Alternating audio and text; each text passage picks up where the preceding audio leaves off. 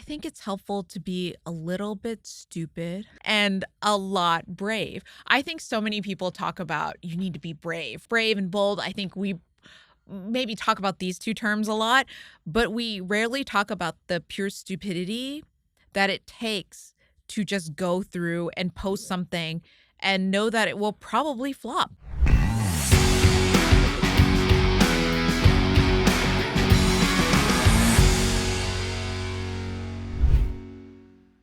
Today, we're talking with Goldie Chan, widely known as the Oprah of LinkedIn, celebrated personal branding strategist, Forbes columnist, and founder of her own creative agency. Now, Goldie built her reputation by creating over 800 daily LinkedIn videos, helping thousands of professionals stand out and control their narratives in a digital-first world. And today, she shares her secrets to personal branding. Now, no matter what your industry or personality type, owning your personal brand can transform your visibility, attract new opportunities, and give you control of your own story. Today, we're going to learn why your digital footprint matters more than ever, how you can turn your passions into actual opportunities, the real reason visibility boosts job security, and how introverts can thrive in personal branding. For a lot of our audience, they're not necessarily creators, influencers, entrepreneurial. Why is a personal brand so helpful in today's age? So I think that in today's age, we are living in this new digital world. So regardless of if you want to have a digital footprint, you likely have one. And that's because you at some point probably created some sort of social media. And once you have social media, I'm not going to say game over, but I'm going to say game begins. Like the little sound starts and you're player one or player two or whichever player you want to be. Your personal brand presence starts with that first social media platform that you join. And I think about the younger generation where they are so social native and they're joining so young and their personal brands are being crafted before they even turn 18, which is a wild thing to say. It's pretty intimidating when we think about a personal brand because, to your point, joining Yes. social media for a lot of us was social. Like the whole point of Right. social media was to connect with our friends, not to Right. put ourselves out there to the world, and certainly Right. not brand ourselves in that way. Right. And I think so much of social media now is a blend of here is my personal presence, here's what I enjoy as a person, but then also here's my work or here's the projects that I'm working on. And so many people have to balance that really delicate line between, right, sharing, say, this is the trip I took with my family to Catalina Island this weekend. And also, here's this massive project that I just worked on that took me 3 years to complete. And how am I going to share both of them, say, online and offline? You have to control your narrative. Yes. If you aren't paying attention to your personal brand, it's being built based on how you're interacting with the internet. Even if you have everything private, then your Google search results probably won't be something that you really want people to see. Yes, something that I was talking to another person about earlier today is, have you looked up yourself in AI? Have you chat GPT'd yourself, which I believe is the new version of Google, because you show up, for example, I show up oftentimes on the top 10 personal brand expert list in chat GPT because of my internet and I used to be a columnist for Forbes, but it's interesting to see what does AI think of you? And that is weirdly the new version of Googling yourself, right? Because before I'd be like, how do you appear on Google? Do you have that sweet page one result, which you want for yourself and for your projects? And now it's, how do you show up on ChatGPT or all these other AI search engines? And what do they think of you using the aggregate of everything online to inform their opinion of you? And it is wild. If you haven't done it before, I would suggest that you do it. They're also, for a large part, weighing the large social media sites to build that picture of you. So most of us don't have a personal website. We might have a few mentions here or there, maybe on our company website, but it is aggregating our social media because it's accessible, our Reddit, and it can start to piece things together. And if you haven't really thought about the way you present yourself digitally, well, you can't control that narrative. And I think for many of us, when we think about a personal brand, we think just our career. Yes. But it's changed. In dating, what do? We Google. Who is this person? Google, We meet right. someone cool socially. We Google them. We want to know more about them. It's just natural to us now. And I think especially for introverts, the thought of putting more of ourselves out there can be very intimidating. It just feels like, why? I'm already out there. I already exist. I was talking to an introvert last week and she told me, I don't want to be perceived. And that is such an introvert Period. thing. Don't want to be period. perceived. That's all. That's the sentence. I do not want to be perceived, period. And I think there's so many times myself as an introvert with social anxiety, I think, oh my gosh, I also don't want to be perceived. I don't want to be seen. I don't want to be noticed when I'm at the grocery store. I don't actually want somebody to necessarily come up to me and say, can I help you? I want to find that box of cereal by myself. Get in and out. But I think even for introverts, it's so helpful if, once again, you control the story. You know, the number one question I get is, what is personal branding versus reputation? Oh, okay. Right? And so I think often how I describe it is reputation is the story others tell about you when you're not in the room. And personal branding is the story that you tell when you are in the room. And that room can be digital now. Yeah, I was going to say that room for many of us is digital. And when I talk to a lot of introverts who are intimidated by this, I say, if you think about it, a social event, would you rather be the person who has to go seek out other people, or would you rather be the person that draws people to you? And 9 times out of 10, they're like, oh, naturally, I just want people to interact with me instead of expending all that social energy to go out there.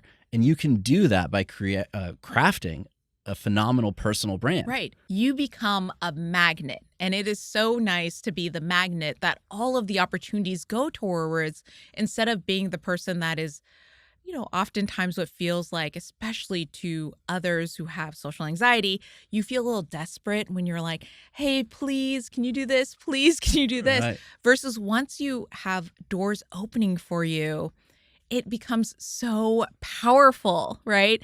And it's so wonderful. I think about, so between 2017 to 2019, I created over 800 daily consecutive videos on LinkedIn. And that got me the hilarious nickname by Huffington Post, the Oprah of LinkedIn. Okay. And part of that was it opened all of these doors that had not been open to me before. And I know that, especially for you with this amazing podcast and all the work that you do, doors just naturally open when you're more present. For our audience, it might be helpful to share a bit of your background, because I think between the hair, obviously your creation, and being a journalist, I think, oh, well, it just comes naturally to you. But this was not where your career started. No. So I spent over a decade in digital marketing and startups. I'm from the Bay Area. So of course I worked in startups. I worked in tech. I worked in startups, moved to LA, worked in entertainment, but everything was very much behind the camera, behind the scenes, doing strategy work. And I did that for a very long time. And it was funny because during what I call my 1 month sabbatical, which is a nice way of saying I was unemployed, I was very unemployed for a month in 2017, I got into the LinkedIn video beta and I started creating these videos. And one video became 2. And then, around 10 videos, I said, this is so many videos. I'm going to do this for maybe a couple more. And then I'm going to go start looking for a real job because I need a real job. I need to be working again. Yeah.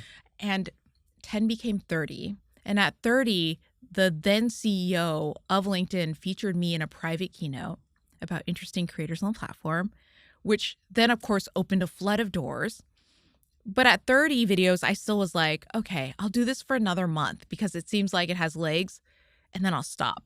And 30 became 100, became 365, became 800 videos. And along the way, Forbes reached out and said first, do you want to become a Forbes mentor? And I said, thank you, yes. And then later they said, great, now that you're a Forbes mentor, do you want to have your own column at Forbes? And I was like, yes, of course, right? Yes, Yeah. Thank you for all the good things. All these brands reached out. Like one of the dream brands that I work with right now is Adobe. Okay. And I love Adobe. I used Photoshop to design terrible CD covers for these terrible college bands in college, right? And I remember using Photoshop and being such a fan. All of these brands reached out to me. I did not submit myself to these opportunities. These doors opened because I had such a strong personal brand. And yes, at the time I had tennis ball green hair. So also on the social media platform on LinkedIn, people started using the green heart Oh, emoji to represent me.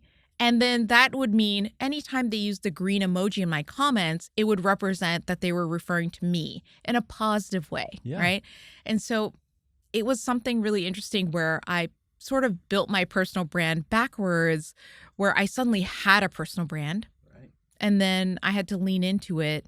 And then honestly, with all the open doors, then I founded my agency because I had to have an agency that housed my consulting work. So I made an agency to house all of the work that I was getting. And then I started doing just so much with all these brands. I started doing in-house strategy work, really behind the scenes again. But then I was also in front of the camera for some of these brands where I was helping them with strategy behind the scenes, but also being an on-screen ambassador for them. Wow. Yeah. Quite the journey from being Quite the behind the journey. scenes, Right. helping with strategy, to then putting yourself on camera, which sounds incredibly intimidating. So, I want to say it was very hard for me at first. And those videos I did were really easy because it was never me to a lot of people at first, right? Then I yeah. started doing public speaking and now I do quite a bit of me to many.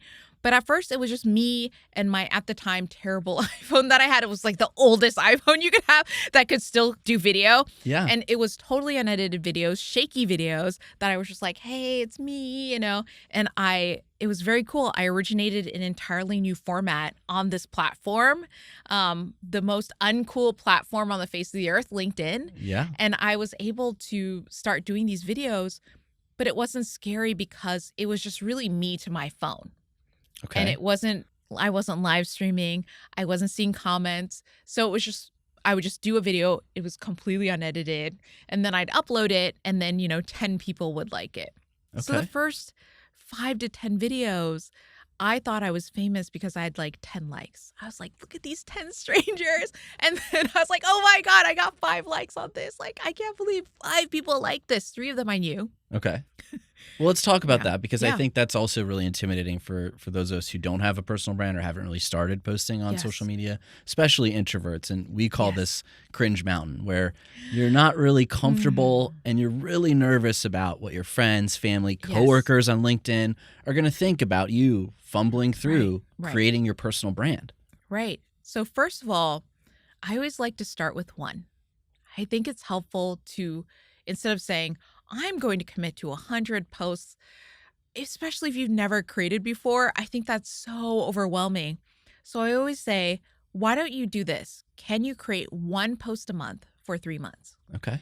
Because every single person has 10 to 15 minutes to write a post or to take a picture or to shoot a short video that is now, of course, going to be edited because now we have amazing software Yeah. that can do that right away. But do you have time once a month to make 1 piece of content? And every single person out there has that time. But let's talk about Cringe Mountain. I love that term, and overcoming the cringe. You're going to have a little bit of cringe. It's Yeah. just an uncomfortable feeling to put yourself out there. And I think the best way to do it and to feel less cringy is if you put a little bit of yourself in it. Okay. I think a lot about AI these days, as I'm sure we all do. Yeah. And I think of AI as really becoming the blandification of the internet. Slop. It's slop. We're slopification. It's Slop Mountain. And there's so much on LinkedIn. I can just scroll through all the posts and I can tell Yeah, immediately what's been also written by AI, but worse than that, what's been written by AI and then never checked. Never looked at. Never looked at. They edited. just immediately dumped it on social media. And you can tell the posts that look just a little bit too perfect and a little bit too bland. So I'm personally a big fan of messy mistakes, Yeah. errors, because all of this makes us so much more human, wouldn't you say? Well, that's what we're talking about. Yeah. Personal brand. The person and personal branding. Exactly. Yeah. And AI cannot replicate that. No. So with the can't. slopification of the internet, let's say, I think there's going to be a rise of social media that's human only. That's Yes. getting rid of the slop that we're all now Yes. encountering. That's annoying us about LinkedIn, annoying us about you see it and you cringe. But AI can't replicate the personal stories, the personal touch, No. who you are, how you got to where you are. And I want to ask you this, if you've been seeing this happening, because I've been seeing this trend more, that I think is a big trend for 2026, who knows, for Okay. personal branding, which is small in-person group events. Yeah. I've been seeing more and more people hosting small dinners or small meetups. And I think that these are so primed for introverts, Yeah. especially the very small group ones. Like a 6-person dinner is not as overwhelming as a 50-person dinner. I just went to a gala dinner in New York and I thought, this is so many people. It was hundreds Right. of people. But then I went to this 6-person dinner and it was so nice because you're able to talk to every single person. You're able to make that connection. Everyone can share their story in Yeah. this small space. With a strong personal brand, it's less intimidating to go to that intimate Yes. event because everyone Yes. knows a little bit more about you. They can Yes. ask you about a video you posted or something thoughtful that you added on LinkedIn or Right. on your favorite social media platform. You've shown a bit of yourself before the event, which creates more opportunity for interesting conversation in person.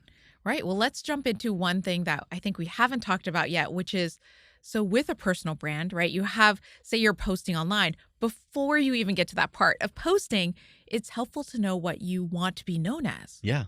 right? Because I also see this. I'll see people who post hundreds of pieces of content, but they're all over the place. They're very confusing. And if you asked me what they did for a living, what they want to do for a living, what they hope in the future to do for a living, Right. I wouldn't know because it is unclear. Versus there's another author I met, and they have a great cookie book out there. Okay. And their whole feed is Asian baking. Everything is on baking. It is so narrowly focused. And their latest book is 108 Asian Cookies. So narrowly focused, right? Yeah. And their feed is people literally making cake versions of her book, which Okay. is amazing and wild. But I know from It's an one note. instant, it's one note, but I think that's great because I look through her feed and I know who she is. And I know immediately what she wants She to be stands known out. for. She stands out because it's one note. Because let's be real, all of us humans, I'm sure you have 50 million hobbies because I have 50 Yeah. million hobbies. We all have I'm not sure I want to show them all online. no, but I'm sure you have so many that you don't even talk about. Yeah. But you have probably a couple that you feel comfortable talking about. So many of us are multifaceted. But when we get into a situation where we introduce ourselves for the first time, if you start off by saying, like, if I said, like, hi, I'm Bob. I don't know, I'm saying Bob. But I'm Bob. I train horses, but also I'm a mid-level product marketer, but also I like to do this, and I kite surf and I do all this other stuff. It becomes so lost what you want me to take away. And I will remember maybe one of those things about Bob, Right. but not the right thing about Bob. Okay. Well, let's talk about distilling that down because Yeah. I think that's also very intimidating. I think it's easier to just start posting whatever comes to mind and hope Right. something sticks Right. versus really defining that personal brand before we commit to posting. Right. So how do we work through all those hobbies, what we think about ourselves, our career, to Right. distill it down into an essence of a personal brand? So I like to start with 2 steps. So the Okay. first step is, who are you talking to? So I worked in marketing for a very long time, and there's things called marketing personas. We're not going to do any of that right now because we don't have 12 hours on this podcast. Thank you. Of course. But what we are going to do is distill this down to 3 different categories. Okay. Are you speaking to your peers, people who do similar things that you do or are at your level? Or are you speaking to potential clients or your investors if you're an entrepreneur? Or are you speaking to your bosses, et cetera, or potential bosses? Or, and then we're going to go down one level to the very bottom, or are you speaking to a general audience? So that's the amazing listeners of this podcast. Or if you have a newsletter, that's the people who are looking at your newsletter. Different backgrounds. Different variety. backgrounds, right? these are the first 3 categories. So first we pick one Okay. from 3, right? Not too bad. So we just choose one. It is not rocket science. You just pick one first and then move on. So the second thing we do, this is an exercise I do for personal branding with my Fortune 500 clients, or rather with their teams, because we're not working with them directly. But this is the exercise that I do that anyone can do. And I say to do this without AI because it forces you to actually think about your personal brand. Yeah. And the exercise is you write 20 keywords that are soft keywords. Now, these are adjectives that describe you. So they might be warm, funny, intelligent, right? I'm using only the positive ones, insightful. And then you also do a column that's 20 nouns. What do you want to be known for? So maybe it's podcast host, maybe it's writer or author, maybe it's product manager, maybe it's actor, whatever noun you want to be known for. And then we do the really sticky, difficult thing. We take 2 words from our adjective category and we take 1 word from our noun category. Okay. And we put them together and these become our 3 golden keywords. They become the keywords that we then filter this version of our brand through. Okay. So we have who we're talking to, and then we have the filter through which we're filtering our brand. Now, you said something at the start that I want to point out to the audience that I think is really important. Yes. So you're working with Fortune 500 companies, but not the company, the people who work at the companies. Yes. And this is really important because everyone now needs a personal brand, even if you're in a corporate role. Yes. I think it's easy to be like, oh, you're an entrepreneur, you're a podcaster, you have your own business. Right. Of course you want a personal brand. No, if you have a corporate job, you still are expected to have a brand that the company can leverage in a way that highlights the company in the positive, because distribution is key in our digital world. Well, there's this new term. I don't know if you've heard about it, but I spend too much time on LinkedIn, so I know about it. So I'm going to share it with you right now. And it's called EGC, Employee Generated Content. Oh. And it's a new version of UGC, which is user generated content. And so now these companies and corporations are turning inwards and looking at their own employees and saying, hey, can you make a video about this, right? Yeah. Can you do a podcast about this, like an internal podcast? So if you have a strong and brand safe, I have to throw that in there, personal brand, you also could be tapped to be a person that literally your company values more. Right. That your company puts on camera, that your company spotlights. And I like to think that this makes you a little bit more layoff. Durable. Proof and durable. Yes. Yeah. I mean, if you are the face of the company's webinars, if you are their channel that helps onboard new customers and talk about all the great features, they're probably going to be less likely to let you go than someone who is a little bit more behind the scenes or doesn't speak up in Zoom meetings, etc. Right. And the key here is that if you could develop the skills outside of work by working on your own personal brand, get good on camera, feel comfortable in an interview, or just be a really good writer and hone that skill, that's a skill now that's more valued in the corporate world than ever before. Yes, totally. And can I give a Zoom pro tip for introverts? Yeah. So here's my Zoom pro tip for introverts. I use this myself. Okay. Whenever I'm on a Zoom call, especially with clients or in a team meeting, what I like to do is I like to write down, either on my phone on Notes app or just write down on a Post-it note. I love Post-its. Okay. What I want to say, one thing that I want to say. And I make sure that I say that one thing before the meeting ends. Okay. That's all. And that way you make sure that you speak up every single time there's a team call.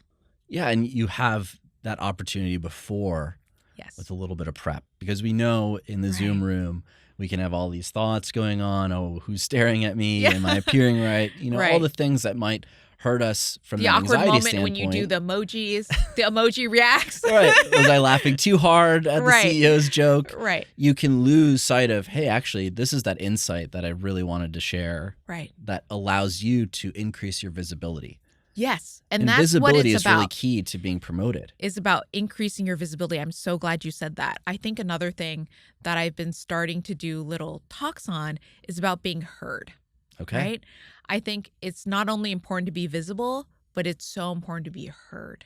And you need a voice. And you need a voice to be heard. To be heard. Unfortunately, if we're only hoping to use that voice in meetings, or we're only hoping Right. to use that voice in a work setting, it can get drowned out by louder voices. It can actually Right. be unheard. Allowing yourself some time to really focus on a personal brand, practice and work on these things Yes. outside of work strengthens it in your career. Right. And there's a reason why some of the most old school recommendations for public speaking still hold true. Practicing in a mirror, right? Then now that version is maybe practicing to your laptop or something camera, or practicing to your phone camera.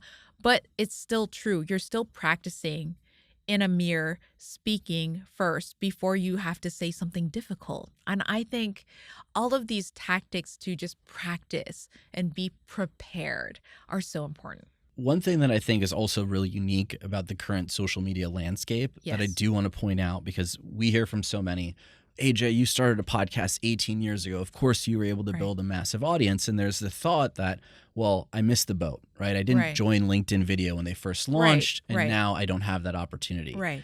And TikTok really was the first to change that. The algorithm Yes. changed with TikTok, and the TikTokification now of, it does not matter how big your following is. Right. Every piece of content is a lottery ticket Right. that can lead to people following you, finding you, and an opportunity for you to build your Right. platform. Right. And that's really unique. It's something that's Yes. only really happened in the last few years, handful of years. In the past, you had to start early. You had to really pump out You had to have that luck on content. your side. You had to post 800 times, Right. Oprah of LinkedIn, Right. to really build the following. Right. And our co-founder, he just started playing around with Instagram Reels, and in 7 weeks, amassed a huge following off a couple videos. Mm-hmm. Mm-hmm. Now, what comes along with that is what we call the valley of despair, where you're posting a lot of content and playing a lot of lottery tickets, Right. but you're not getting views, and you're feeling like, is this working? Is this worth Right. it? Right. Why aren't people engaging with this? I'm pouring so much of myself into creating content, and it doesn't seem to be getting the views. So for those who maybe have started to dabble in it, but are Mhm. feeling like, man, no one's watching my stuff, or no one's engaging with it, Right. what do you say to them? I think it's helpful to be a little bit stupid, right? Okay. And a lot brave. I think so many people talk about you need to be brave, right? Brave is the first Yeah. term, like brave and bold. I think we maybe talk about these two terms a lot, but we rarely talk about the pure stupidity that it takes to just go through and post it. something and know that it will probably flop, right? And I think to keep stupidly posting, keep bravely, right? Yeah. That's a better word here, but keep stupidly posting until there's some result. And I also am such a fan of that digital footprint over time. Yes, I remember I spoke with somebody after I'd posted maybe 300 videos, and she was like, can we meet up?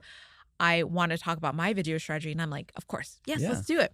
And she's like, I posted 3 videos and no one's calling me for press. Nobody's blah, blah, blah. You know, no book deal. no big deal. You know, and she's like, but I posted 3 videos. And she's like, I'm going to even post 2 more videos. And I'm just like, okay, so you're posting 5 videos total. And she's like, yes, but nothing's gone viral. Nothing's taken off. I don't have this like massive brand. And I'm like, you got to keep going. Yeah.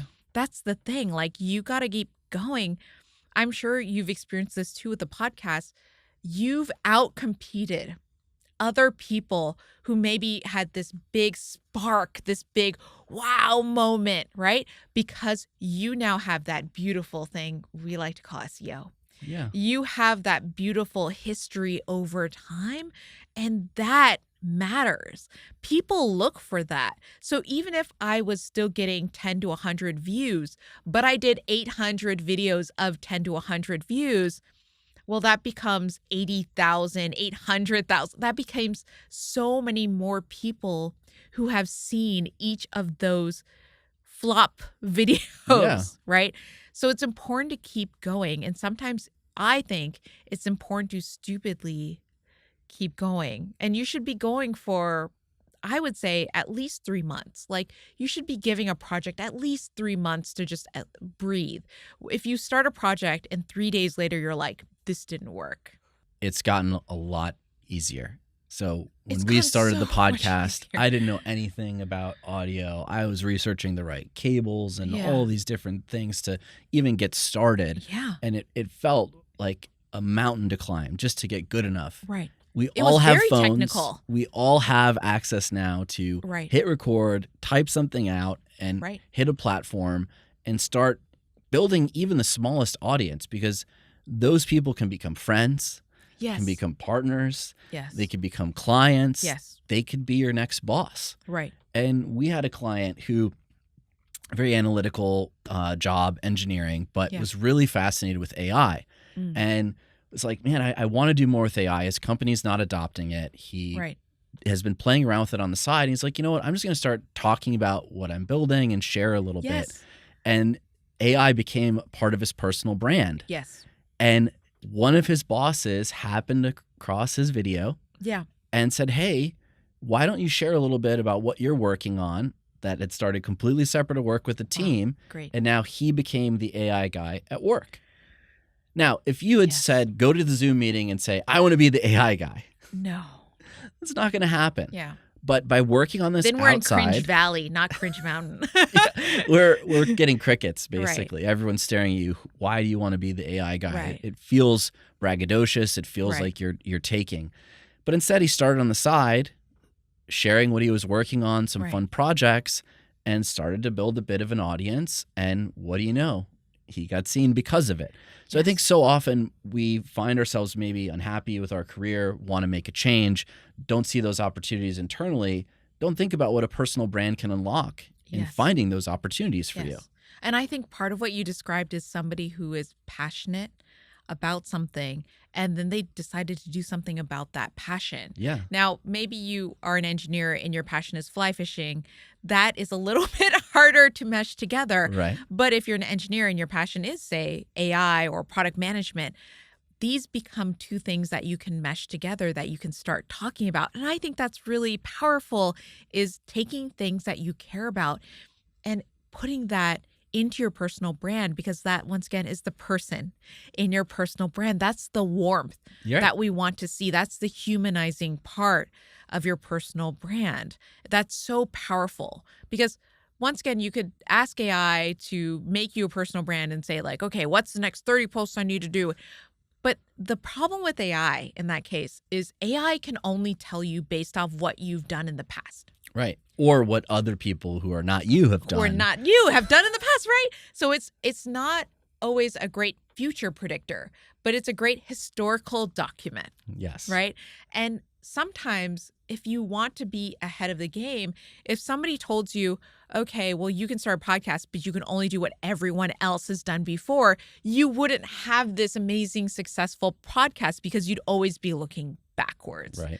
And I had so many people, especially when I was making LinkedIn videos in 2017, that were saying, why aren't you doing this on YouTube? This is so dumb. Right. You should be making it on a platform where videos exist, like Facebook. I think it's so funny how many people told me to make, which now is honestly a little laughable, to do Facebook video. Yeah. Because at the time, Facebook was really prioritizing video in a specific way. And I think that I would not have the brand I have now if I was like, okay, shucks, like, because I'm going to go make Facebook video. I don't think I would have been the Oprah of Facebook video. I don't know that I would have gotten that title, but I think I'm a big fan of doing the uncool thing that you really care about. Okay. Yeah. Well, let's talk about the platforms, because Yes. there are unique differences to the Yes. platform, and some have more power for a personal brand than Yes. others. Yes. So how do you think about the platforms that are available right now, and what is your recommendation now that I've figured out what I want my personal brand to be? Okay, so it depends on who your audience is. For example, I'll start with one we haven't talked about at all, Pinterest, Yeah. right? So if you are in the fashion and lifestyle business and you already probably, let's be real, have an Instagram, Okay. it would behoove you to think about Pinterest, because they're doing all sorts of new and interesting formats and they're focusing on video. It's a platform that makes sense if you are very image focused. Creative. And you're creative. But say you love groups, say you love being part of groups. Now that matters what age demographic you're talking about, because maybe you're thinking about Discord. Okay. Or if you're thinking about an older demographic, then you're thinking about Slack or Facebook, right? Right. So it really depends also age demographics. Now, I have to shout out LinkedIn because I have to. So maybe you're thinking about, I just want an overall business profile. I want to appear to people who are decision makers who have budgets. Well, there's only one platform that they majority exist on, and that's LinkedIn. Right. LinkedIn is such a powerful platform for that. But maybe you think, I want to make a big splash, right? And for you, that might be then TikTok, because at any point in time, I could have 100 followers, but I could have a video, and you know this exactly what I'm talking about. I could have a video that gets 5 million views Yep. out of nowhere. I could have my big viral hit without having a ton of followers. And that's so big. And because I love uncool. So I'm going to talk about one other thing that's uncool. I really love Threads right now. Okay. Threads is a really interesting place that Meta is investing a lot of resources into because they want it to be the new text platform. Right. Yeah. So looking at who the target demographic is, Right. then you want to pick the platform that's going to have the widest appeal to that demographic. Exactly. So if you're really business focused, maybe it's career, you want to be known for something in your career, pick platforms where that is the focus. Right. Maybe if it is baking, it might be Reels or TikTok. Right. It might be real. And I know for a fact that this particular author is big on Reels and TikTok as well. Yeah. I think about one of my friends. He's massive, like millions of followers for specifically career advice. And he lives on 2 platforms, right? And they are TikTok and LinkedIn. So he has TikTok for virality, and then he has LinkedIn for people that want to hire him Okay. to do brand deals. What I think is also interesting about that TikTok algorithm is Right. that you can test ideas, and Yes. if they work on TikTok, Yeah. odds are they'll start to work on the other platforms. So if you are a little shy about Cringe Mountain and your coworkers seeing what Right. you want to do, Right. you can test to see, hey, does this actually get some traction on TikTok? Right. The best stuff we can now do a remix or a version of for Right. LinkedIn that's proved, hey, the hook works. Hey, the structure seems to Right. be interesting. What I'm sharing in this post or video seems to Right. be impactful. And I will put a gentle caveat on that, which is sometimes what is appropriate for TikTok is not always appropriate for LinkedIn. Yes. Because LinkedIn is where people who are potentially your bosses are. So if it's really wild, inappropriate, rated R content that might do really well on TikTok, Yeah. it may not always do as well on LinkedIn or be appropriate for LinkedIn. But if it's just cool and weird and interesting ideas, absolutely sandbox across a lot of Well, the different way I platforms. think about that is, Yeah. would you do it in a group meeting? Like if you were Mm, in a meeting yeah. at work, Yeah. would you do that? Yeah. If not, then you probably don't want to be posting it on LinkedIn Right. as part of your digital footprint. Right. We've figured out at the start what we want our personal brand to be. Yes. We've started thinking about platforms and playing to a skill set. So if you know naturally that you enjoy writing, Yes. if you know naturally that you enjoy speaking, maybe it's Right. podcasting. If you feel really excited about video and you want to be more Right. creative, maybe it's video.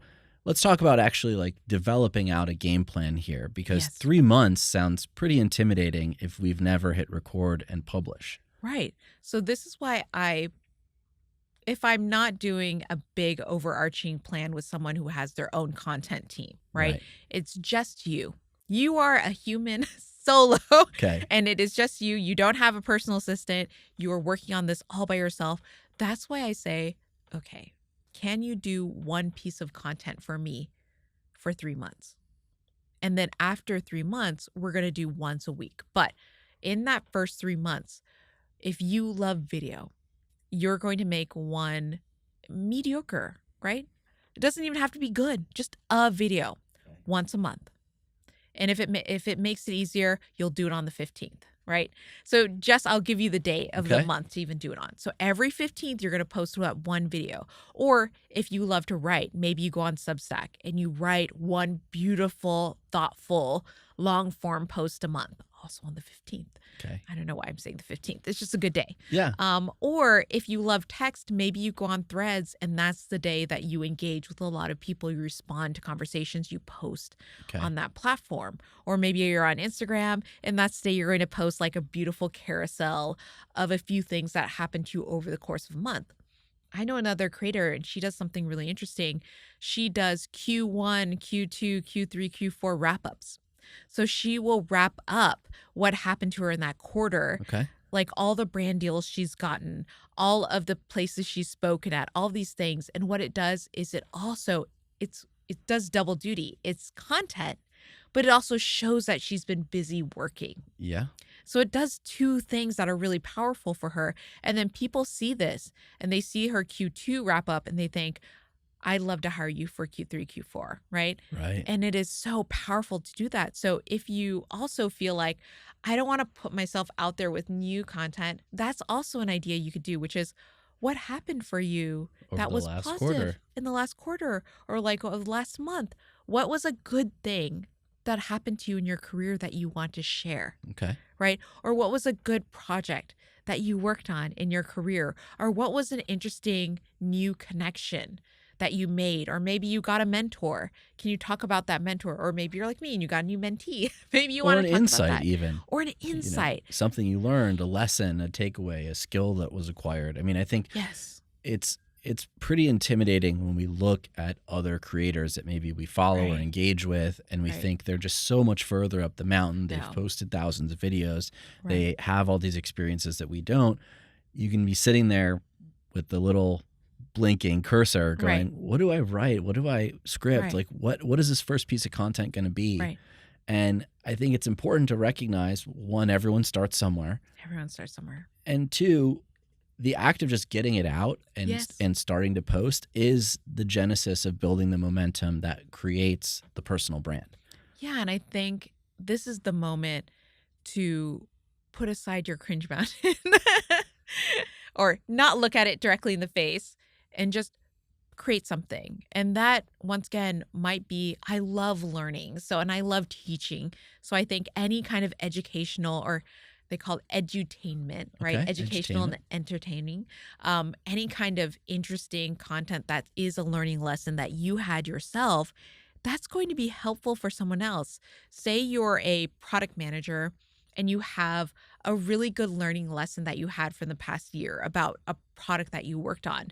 That broken down into, here are the 5 learning lessons. That's so helpful. That's such a good piece of content to be sharing. And especially if you're an introvert, to bring it back to them, that feels less scary than saying, hi, it's me. This is like my personal life story. Right. These are all the personal struggles I've gone through. Take it yourself out of it, maybe for the first piece of content, and instead say, here's what I learned. Right. Here is part of my career story, my career journey that I'm sharing with you. It actually hits 2 different types of audiences. So your Yes. peers will get value out of that Right. because maybe they're struggling with the same exact Right. thing. Maybe they found themselves in the same predicament. But also your boss or your potential Right. future boss Yeah. could see that and go, hey, we want someone on our team who's having these insights, who's willing to share, who's Right. creating this EGC. This person is a problem solver. This person is thinking analytically. And no matter what job industry you work in, I think it's always good to be a person that people see and they're like, this person thinks analytically. This person uses their brain. Solves things and is willing to share, which is also what posting is. Right. Because if you're posting that insight, you are a team player. You're not Right. keeping it to yourself. You're not being Right. selfish. Right. I always think the most important part of a personal brand is being in conversation with other people like we are right now. Yeah. I think if you're not in conversation with someone else, you don't have a personal brand. Both of our personal brands got us here, Yes. right? I think that's Yes. an important part for those who are thinking about this is it creates opportunities to go on podcasts. It creates Right. book opportunities. It creates career opportunities. I've made a lot of great friends from the podcast. And it's funny now to come a bit full circle. When I Right. started podcasting, it wasn't even a hobby. It was nothing. No one was doing it. Right. And now companies are paying people to start podcasts because Right. they're recognizing the importance of EGC, creating content. Right. And we have joked internally that, the younger generation, their most popular career of choice now is a creator. Right. But I didn't grow up with other creators. I didn't know that Right. it was even an opportunity to Right. I be think a that career. wasn't even a term especially when I was starting just doing in 2017, I think it started to become more of that. But I think even back then, prior to 2020, which is a wild thing to say, Right. it's less than, 10 years ago, that wasn't necessarily your full-time job. That was something you did on the It side. was a hobby. It It was a was hobby, but passion. between 2020 to now, it's become really full-time work for so many people that you can obviously become a full-time podcaster. I think companies are going to pay to bring creators on Yes. because paid media has become so expensive to Yes. dip into the marketing Yes. world. Customer acquisition costs have gone through the roof. And if Yes. you can have some distribution of your own where you're not paying a platform to get those eyeballs, it Right. becomes incredibly valuable. So if you have a little podcast about, closing deals or about negotiation that some company can hire you and brand, Right. you've put your resume to the top of that list. You've Right. jumped everyone else interviewing for that role. So Right. this personal brand now I think carries more weight than ever in your career. Whereas in Right. the past, we thought of a personal brand as, well, I want to be an author, I want to be a speaker, I Right. want to be known for something online. Right. It doesn't have to be about that at all. It can just be that stepping stone to that next great career Right. opportunity for you. And I love that you keep bringing up people who are in corporate jobs or people who are at the workplace, because so many people that I met, they're like, do I need a personal brand? And I just keep hearing about so many layoffs, and I keep hearing about job instability. And there's another new term that I think is really funny. It's called job hugging. Yeah. Yeah.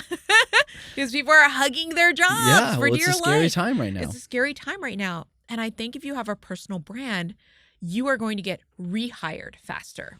Right. You're going You're going to stand out. You're going to stand out.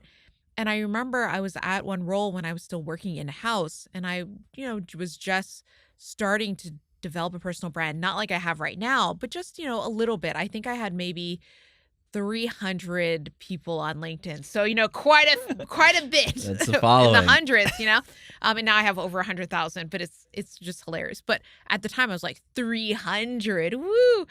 And I was, even then, I remember being at a role here in LA and then having like one of the big, I'm not going to name them, but one of the big companies that everybody knows in LA, entertainment companies, reach out to me because they had discovered me based off my 300 followers on LinkedIn. And because I had posted, not regularly, I'm terrible at that at the time, but I'd posted a couple of times about community management. Yeah.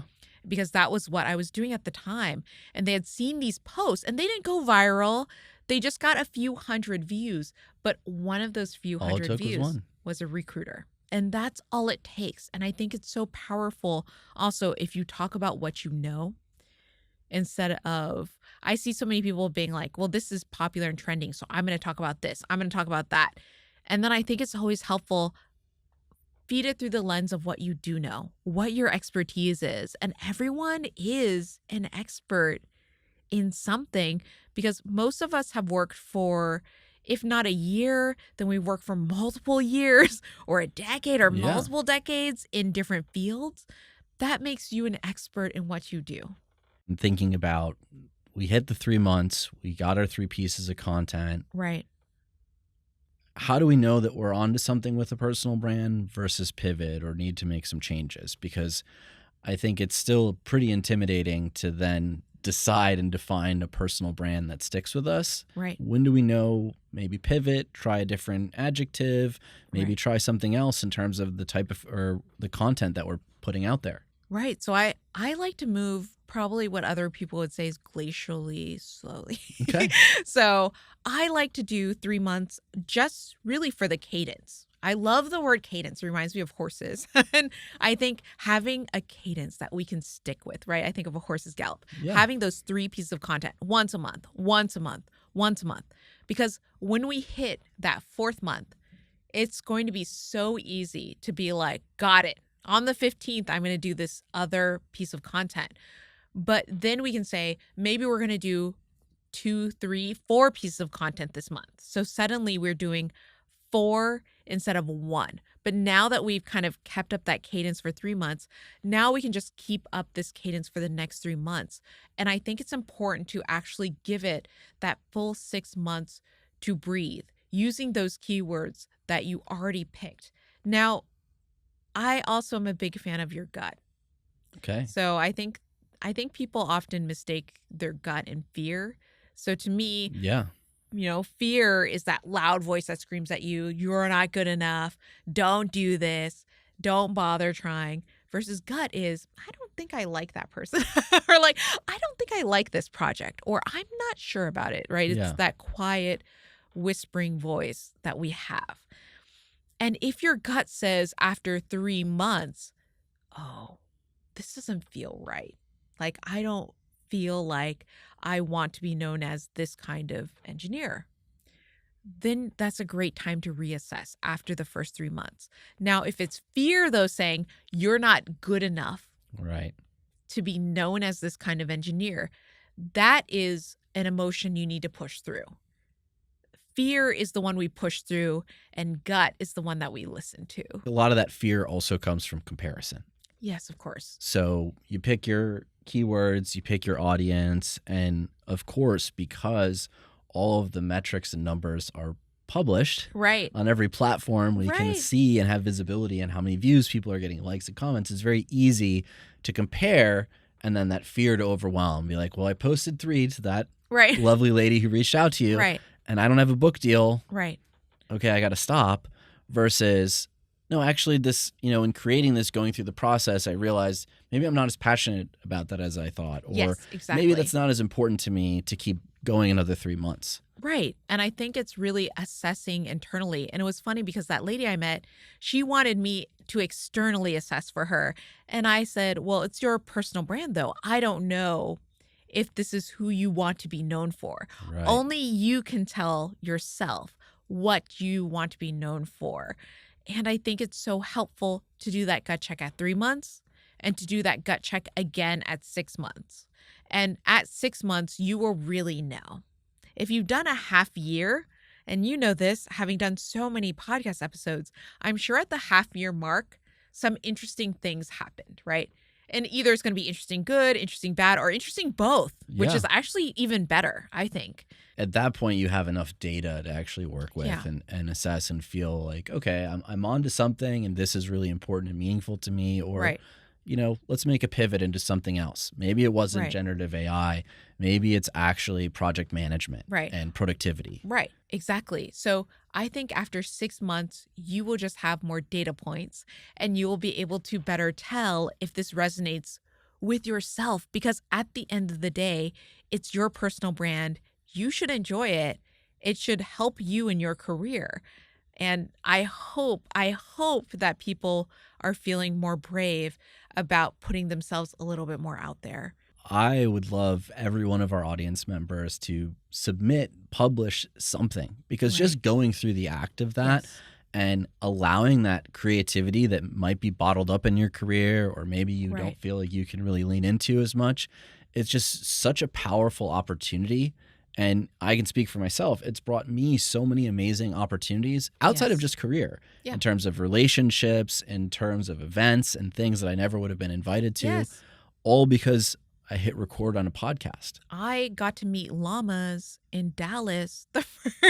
I think the first trip I ever took out there, they're like, how would you like to go to the llama farm? And I was like, I would love to go to the llama farm. And that had nothing to do with my career. That was not like, and this was a great keynote opportunity. It was just me and this really ornery llama in Dallas, Texas. And it was so adorable. And I wouldn't have gotten that opportunity to meet that particular llama had I not done such a huge personal brand that people in Dallas, Texas knew who I was, and they were inviting me out just Right. to visit the city, and which is so cool. And I'm sure you've had so many of these wild and fun experiences too, and that all comes from a personal brand.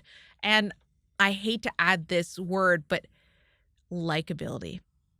I think personal brand that has a certain element of likability, and not everybody's personal brand will have that, but if you have even a tiny bit of likability, it will make your personal brand so much easier to, be consumed by, I think, your general audience. Naturally, it crafts likability the Yes. longer you are posting and publishing. You not only get the feedback, but you get a better hang of how to edit and put together what you are putting out there. Right.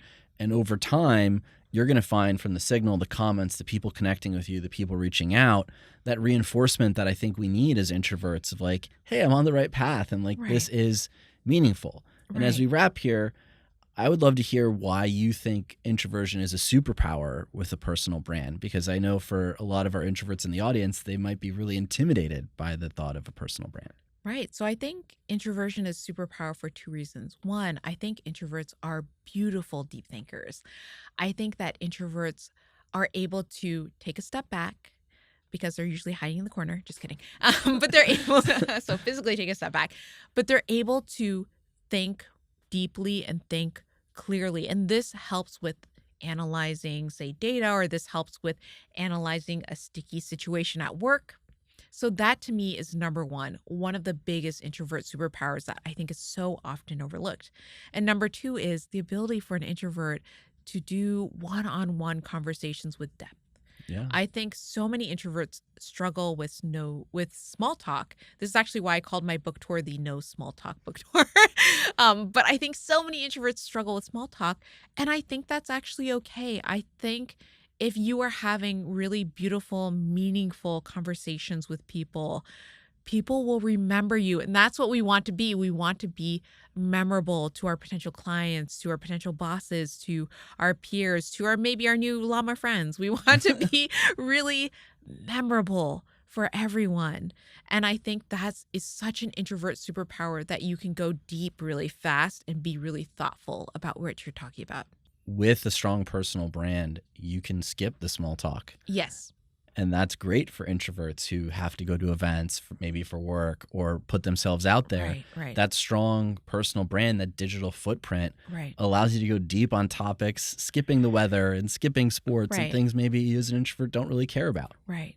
And I think it's so beautiful when you're able to connect with other people. And I know that's maybe the third part is introverts love that real and deep and true connection with another human being. And I think that's where introverts also really shine. And that's why you have extroverts always have an introvert friend, right? Yeah. Yeah. Because they always have someone that's just going to listen to them talk. The other superpower for introverts that is so powerful in online creation is speaking to one person. Yes. One to many might be hard. Getting on stage for an introvert might be pretty challenging. Going to an overwhelming networking event with a lot of voices, a lot of conversations. But speaking to one person that you feel comfortable with usually is very easy for the introvert. And you need that skill on video, on LinkedIn. If you're trying to speak to the masses and you're trying to win everyone over, you're not going to be able to create a strong personal brand. But if you can speak to one person and help that one person with their challenge, with what they're facing, with your own experience, that actually creates the virality of an amazing personal brand. And I love that you said that you're speaking to one on LinkedIn and on these social media platforms, because I think right now, what is the most powerful kind of content is not like, hey, general audience, right? Like, oh, those videos are so cringy, right? But not in a good way. But it's so helpful when you say, hey, friend, or like when it's you talking with one other person, that message is intended for one other person. I like to say that if video scares you, that you look into that little camera, especially if you're filming on your phone or something like that, that you look into the little camera lens and you think, I'm looking at a good friend. But not the friend that maybe gives you, guff, but like the friend that likes you and is going to be very supportive. That's who you're always looking at whenever you are looking into that camera. So it should never be a scary thing. And where can our audience find out more about the work you do in the book? Absolutely. So they can always find me on LinkedIn at linkedin.com/Goldie or at my personal website, goldiechan.com. Well, thank you for joining us. Thank you so much for having me.